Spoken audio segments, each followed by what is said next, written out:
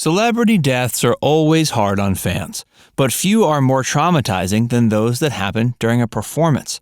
This could include anything from a stuntman failing to land to a singer collapsing of heart failure in the middle of a song. Keep watching to learn about more celebrities who died in the middle of a performance. Godfrey Cambridge. Godfrey MacArthur Cambridge was born in New York City on February 26, 1933, to British Guiana immigrants Alexander and Sarah Cambridge. Godfrey dropped out of college after 3 years to pursue his true passion for acting. He supported himself with odd jobs such as a cab driver, bead sorter, ambulance driver, judo instructor, and clerk until his break finally came. His first role was a bartender in the off-Broadway play Take a Giant Step, and his Broadway debut was the 1957 production of Nature's Way. He earned a Tony nomination for the play Purlie Victorious in 1962. His other notable stage performances include The Last Angry Man in 1959, The President's Analyst in 1967, and Watermelon Man in 1970. His film appearances include The Busybody, The Biggest Bundle of Them All, The Biscuit Eater, and Beware the Blood. Godfrey also made his mark on the stand-up circuit, earning as much as $4,000 a week. In 1965, Time magazine listed him and Bill Cosby, Dick Gregory, and Nipsey Russell as the country's foremost celebrated Negro comedians. The funny man was also an activist. He organized a benefit for Martin Luther King Jr. with Maya Angelou and Hugh Heard that raised $9,000 for the civil rights movement. He also hosted and produced the drug awareness film Dead is Dead in 1970. Godfrey was married twice, first to Barbara Ann Teer, and later he married Adriano Myers while in semi-retirement. Godfrey Cambridge died on November 29, 1976 of a heart attack at age 43 while on the set of the ABC made-for-TV movie Victor at Entebbe. He's buried at Forest Lawn Memorial Park in L.A. Zero Mostel. Samuel Joel Zero Mostel was born in Brooklyn on February 28, 1915. He was the seventh child of Jewish parents Israel Mostel and Sina Celia Drux. His brother Bill says his mother came up with his nickname because he would amount to a zero if he didn't improve his grades. Zero's father said he had the makings of a rabbi, but he preferred to paint and draw. He improved in school, received training as a painter at the Educational Alliance. His high school yearbook noted he could be a future Rembrandt or perhaps a comedian. The second title proved to be the one that stuck. He graduated with a master's degree from NYU in 1935, then left to find work and began earning a stipend to teach art from the Public Works of Art project. Zero's lectures as an art teacher were comedic, and he was invited to show off his comedy chops at parties. This led to labor union social clubs, where he performed routines laced with social commentary. The Cafe Society gave him a regular spot as their resident comedian in 1941 when he was 27, and he adopted Zero as a stage name while working there. His professional career rose rapidly, with his salary rising from $40 a week to $450 in only 1 year. Before he knew it, he was starring in Broadway in shows like Keep Them Laughing and Top Notchers, playing at the Paramount Theater and earning $4,000 a week at La Martinique. He even had his own show called Off the Record on WABD with partner Joey Faye and a live show on WPIX called Channel Zero. He was blacklisted during the 50s and gave a well-publicized testimony to the House Un-American Activities Committee. They took issue with the political comments in his comedy routines and put him under investigation for Communist Party affiliation. He lost his MGM contract, and his role in DuBarry was a lady. The blacklist hurt his career, but a role in the 1957 play Ulysses in Nighttown helped revive it. That role led to many of his most recognizable, including Tevye in Fiddler on the Roof, Pseudolus in A Funny Thing Happened on the Way to the Forum, and Max Bialystock in the 1967 film version of The Producers. Zero earned several awards and nominations throughout his long career. They included a British Academy Film Award nomination for Best Supporting Actor for the 1976 film The Front, an Obie Award, and 3 Tonys. Zero also found true love with Catherine Cecilia Harkin, whom he married on July 2, 1944. Their relationship was occasionally strained and caused fights with his parents, but they had 2 children, Josh and Tobias, and stayed together until his death. Zero Mostel died on September 8, 1977, from an aortic aneurysm. He collapsed on stage during a preview performance of The Merchant, a Broadway adaptation of The Merchant of Venice. His family respected his request and gave no funeral or memorial service, and the location of his ashes is unknown. He was later inducted into the American Theater Hall of Fame in 1979. Karl Wallenda.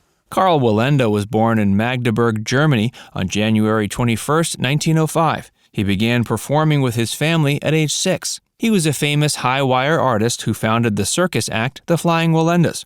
They were well known in Europe and moved to the United States in 1928 as freelancers. They became famous for their 7-tier pyramid act developed in 1947. He was also known for several other daredevil stunts, such as walking over the Tallulah Gorge at the age of 65 in 1970 and breaking the skywalk distance record of 1,800 feet in 1974 at age 69. He starred in a 1978 made-for-TV movie called The Great Wallendas. It showed off their stunts after the tragic loss of a family member during a performance. 38 days later, Karl Wallenda died at age 73 on March 22, 1978 in San Juan, Puerto Rico. High winds and inappropriately secured wires caused him to fall from a tightrope suspended 123 feet in the air between two towers of the Condado Plaza Hotel. He made sure his legacy would remain by establishing the Wallenda dynasty with his daughters Jenny and Carly. His other children and grandchildren formed their own troupes, and many of his great-grandchildren also still perform. Vic Morrow. Vic Morrow was born in New York City on February 14, 1929, to Harry and Jean Morozov. He dropped out of school at age 17 to enlist in the Navy. His acting career began with a role in a production of A Streetcar Named Desire and made his film debut in Blackboard Jungle in 1955. His first leading role was in Portrait of a Mobster in 1961, and he starred in the TV show Combat. He appeared in other films such as Men of War and Hell's 5 Hours, but was primarily a TV actor in shows such as Death Valley Days and Alcoa Premiere. Vic also worked behind the scenes. He directed a film with Leonard Nimoy in 1965. He set up his own company, Carly, in 1969 to produce films like the 1970s A Man Called Sledge. He continued to earn roles until his final days.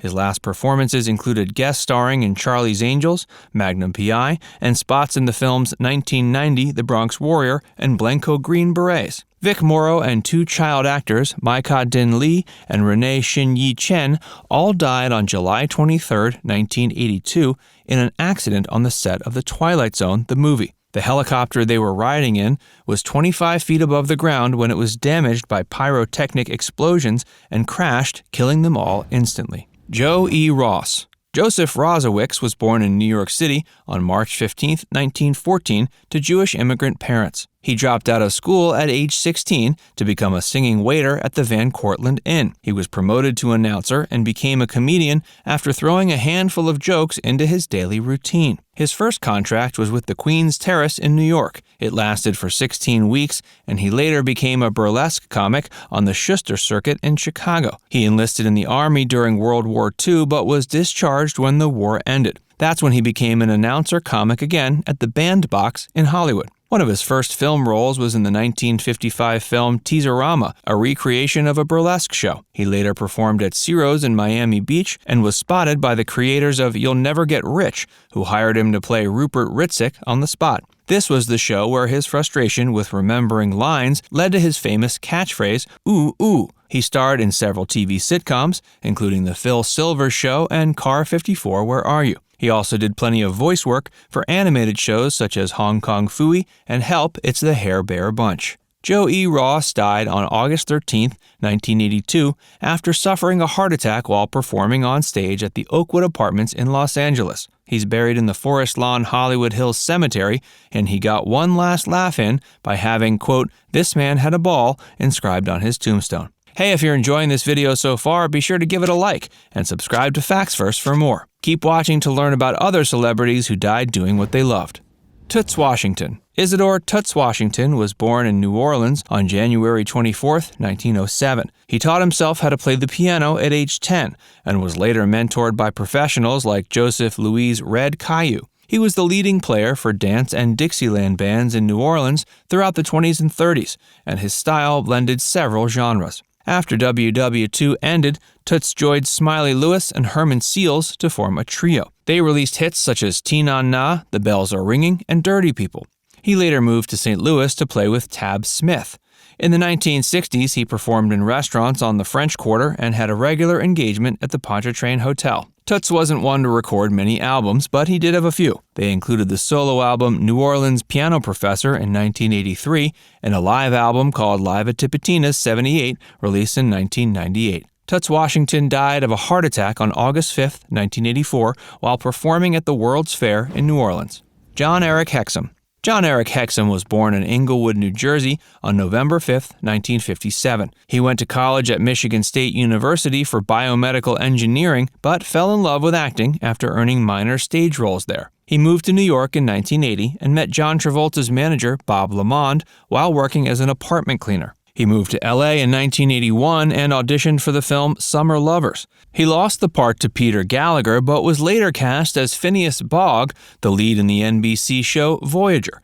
It aired from 1982 to 83 and earned him $10,000 a week. In 1984, he guest starred on the ABC series Hotel and earned his only film role as Pat Trammell in The Bear. John Eric played a cop operating undercover as a male model in Cover Up starting in 1984. He was also a successful model in his own right and appeared in the made-for-TV movie Making of a Male Model. John Eric Hexum died at age 26 on October 12, 1984. He accidentally shot himself with a blank pistol while shooting the 7th episode of the series Cover Up. What started off as a game to stave off his boredom while waiting for filming to resume after a break turned into a deadly game when fragments of his skull broke off and turned into projectiles. He spent 5 hours in surgery at the Beverly Hills Medical Center, but was declared brain dead on October 18th. His organs were donated and he was cremated at Grandview Crematory in Glendale, California. Adolph Caesar. Adolph Caesar was born in Harlem, New York City on December 5, 1933. He was the youngest of 3 sons of his Dominican mother. After graduating high school, he enlisted in the Navy during the Korean War and served as a hospital corpsman for 5 years. Adolph later became an accomplished actor. He earned an Oscar and Golden Globe nomination for Best Actor in a Supporting Role for the 1984 film A Soldier's Story. His other notable performances include The Color Purple and Fist of Fear, Touch of Death. He also did voiceover work for commercials and theatrical previews. His last film was Club Paradise. Adolph Caesar died on March 6, 1986, of a heart attack on the set of the film Tough Guys. He's buried at the Ferncliff Cemetery in Hartsdale, New York. Dar Robinson. Dar Allen Robinson was born March 26, 1947. He made the cover of Life magazine at an early age for his knack for the trampoline. One of his first stunts was a 100-foot jump for the movie Papillon in 1937. He was also a stuntman for the film Magnum Force. Throughout his career, Dar broke 19 world records and set 21 world's firsts. He also invented a decelerator that allowed cameramen to get a top-down view of the action. It was used in the movie Stick and is on display in Moab, Utah. Dar Robinson died on November 21, 1986, on the set of $1 Million Mystery. A motorcycle stunt went wrong and left him careening off a cliff. His final 3 films, Cyclone, Lethal Weapon, and $1 Million Mystery, are dedicated to his memory. He's survived by his wife Linda and their sons Landon and Troy.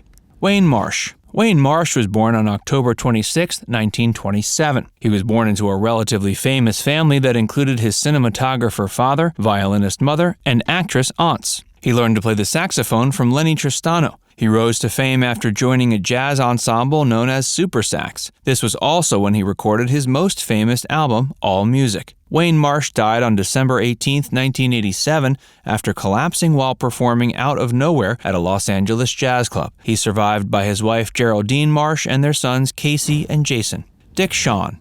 Richard Shuliffand was born in Buffalo, New York on December 1, 1923. He got his start as a stand-up comedian for over 35 years and had an award-winning one-man show called The Second Greatest Entertainer in the Whole Wide World. He was known for his supporting roles and character acting skills. He played counterculture caricatures in films like It's a Mad, Mad, Mad, Mad World and The Producers, and even provided the voice of Snow Miser in The Year Without a Santa Claus. Throughout his career, he appeared in over 30 films, 7 Broadway productions, and several TV shows such as The Ed Sullivan Show, Three's Company, and St. Elsewhere. Dick Shawn died of a heart attack at age 63 on April 17, 1987, while on stage at the University of California, San Diego. The audience thought it was part of his act, but the stage manager came out and soon realized it wasn't. He was taken to and pronounced dead at Scripps Memorial Hospital. He's survived by his wife, Rita Bachner, and their children Amy, Wendy, Adam, and Jennifer, and his granddaughter, Rachel. George O'Hanlon. George Samuel O'Hanlon was born November 23, 1912 in Brooklyn. He was best known for playing the lead in Warner Brothers' Joe McDoke shorts from 1942 to 1956, and for voicing George Jetson in Hanna-Barbera's cartoon series The Jetsons. George was also a writer. He created the screenplays and storyboards for almost every Joe McDoke short. He also wrote episodes for other series like Petticoat Junction, 77 Sunset Strip, and The Flintstones. George O'Hanlon died on February 11, 1989, after suffering a stroke while recording lines for Jetsons, the movie. The film was dedicated to him, and he was replaced by Jeff Bergman, who also filled in for Mel Blanc by voicing Cosmo Spacely. Red Fox. John Elroy Sanford was born on December 9, 1922. He was a stand-up comedian and actor who became popular for his raunchy nightclub act during the Civil Rights era. He earned the nickname King of the Party Records by performing on over 50 records throughout his career. He starred in TV shows like Sanford & Son, The Red Fox Show, and The Royal Family. His film work includes All the Fine Young Cannibals, Cotton Comes to Harlem, Harlem Nights, and No Man, Is That You? He even ranked 24th in Comedy Central's 100 Greatest Stand-Ups of All Time. Red Fox died on October 11, 1991, of a heart attack on the set of The Royal Family. His castmates thought he was faking at first, just like his character on Sanford & Son was known to do. He was given a star on the St. Louis Walk of Fame in 1992. Brandon Lee. Brandon Lee was born on February 1, 1965. He seemed destined for greatness as the son of martial arts superstar Bruce Lee. He had a few small roles throughout his career, but like his father, never lived to see his greatest success. He died on March 31, 1993, on the set of The Crow, the film that would have been his breakout role. A prop gun was accidentally loaded with a real bullet that fired towards him. Alternate theories abound about what happened, including a rumored Lee family curse. Larry Cameron. Larry Cameron played high school and college football and was drafted into the NFL playing for the Denver Broncos in 1973. He later played for the BC Lions and Ottawa Rough Riders in the Canadian Football League. He was an All-Star there in 1975 and 76 and won the Grey Cup with Ottawa. After his football career ended, he became Mr. Minnesota and won the Northern States Bodybuilding Championship. Ed Sharkey discovered him and convinced him to wrestle in a promotion, AWA. He trained alongside other stars and made his wrestling debut with Stampede Wrestling in 1985. He won his first championship against Ricky Rice in September of 1987. He also wrestled for New Japan Pro Wrestling and World Championship Wrestling. He moved to the WWF after the AWA shut down. He began touring with the Catch Wrestling Association in 1991 and won the CWA Tag Team Championship with Mad Bull Buster in 1992. Larry died of a heart attack at age 41 on December 13, 1993, during his match with Tony St. Clair in Bremen, Germany. Tiny Tim. Tiny Tim was born Herbert Buckingham Cowrie on April 12, 1932. He was a singer known for unique, upbeat songs that showed off his high falsetto, such as Tiptoe Through the Tulips and Living in the Sunlight, Loving in the Moonlight. His health began to fail in his later years. He collapsed during a benefit concert in Minneapolis and had to be taken off stage. He was declared dead on November 30, 1996. Butch Laswell. Sherman Dwayne Butch Laswell was born on October 12, 1958. He admired Evel Knievel from a young age and began building ramps and jumping his bicycle at the age of 12. He bought his first motorcycle at 15 and became one of the top desert bike riders in Nevada by the age of 17. His stunt work appeared in commercials for the U.S. Coast Guard and TV shows such as That's Incredible. He also performed in the Globe of Death Circus. In 1981, he broke the world's long-distance jump record of 176 feet. In 1992, he set the record for highest motorcycle ramp-to-ramp aerial jump at 41 feet. Butch Laswell died on March 10, 1996, in Mesquite, Nevada, while attempting to set a world record by jumping a 38-foot pedestrian bridge. Crosswinds pushed him towards the left of the landing ramp, and he crashed. A camera crew filmed the entire event. Johnny Guitar Watson. John Watson Jr. was born in Houston, Texas, on February 3, 1935. His father taught him the piano at a young age, but he preferred the sound of the electric guitar. His grandfather promised to buy him one if he promised not to play the devil's music. He won several LA talent shows that got him a spot in bands such as Mellow Tones and Amos Milburn when he was a teen. He began recording for Federal Records in 1952 and was billed as Young John Watson until 1952. That was the year he saw the film Johnny Guitar and came up with his stage name. Johnny had a 40-year music career with songs in a variety of genres, including R&B, funk, and soul. His most popular song, A Real Mother for Ya, was released in 1977. His highest-ranking album was Bow Wow, released in 1994. He earned a Pioneer Award from the Rhythm and Blues Foundation a year later for, as he would say it, nearly inventing rap music. Johnny Watson suffered a heart attack and collapsed on stage May 17, 1996, during a performance in Yokohama, Japan. Much of his material was destroyed in the 2008 Universal Fire. Owen Hart.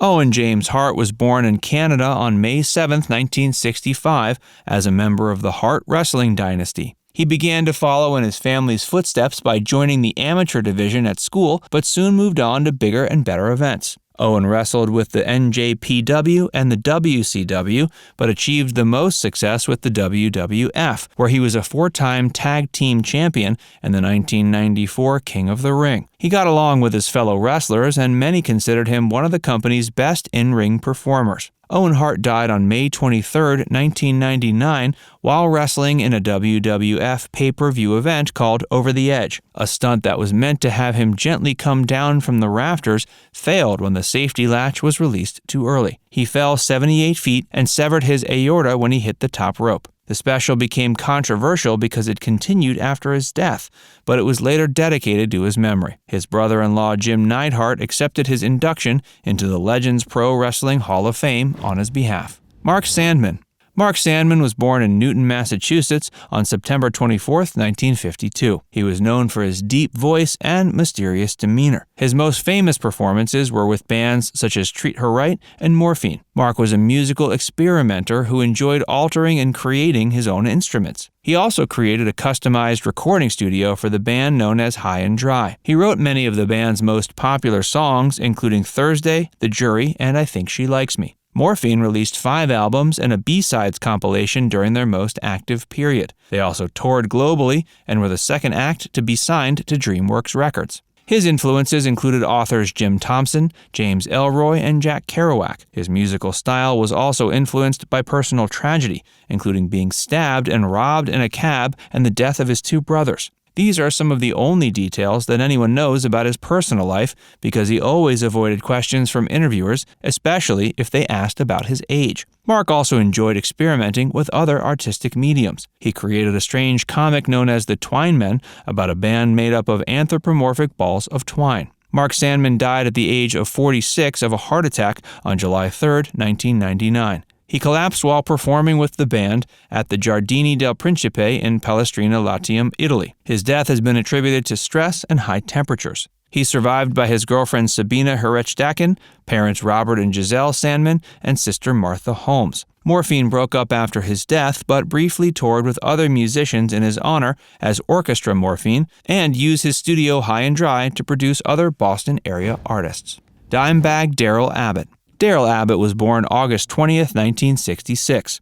He began playing guitar at age 12. Darrell was known for being part of metal bands Pantera and Damageplan, both of which he co-founded with his brother Vinnie Paul. He released his first album with Pantera when he was 16. They released several other albums, with their final one, Reinventing the Steel, coming out in 2000. The split was less than amicable, but led to the formation of Damageplan, a band that only released one album, New Found Power, in 2004. Darrell earned the number 92 spot on Rolling Stone's Top 100 Greatest Guitarists of All Time, number 19 on Louder's list of the 50 Greatest Guitarists of All Time, and number 5 on Gibson's Top 10 Metal Guitarists of All Time, and number 1 on VH1's Most Influential Metal Guitarists of the Past 25 Years. Dimebag Darrell Abbott was murdered on stage on December 8, 2004, while performing with Damageplan at the Alrosa Villa in Columbus, Ohio. 3 other concertgoers also died. Now it's time to hear from you. Which celebrity death during a performance hit you the hardest? Let us know in the comments section below. And before you go, make sure you give this video a like and subscribe to FactsVerse if you haven't already. Click the bell icon to stay updated on all our latest content.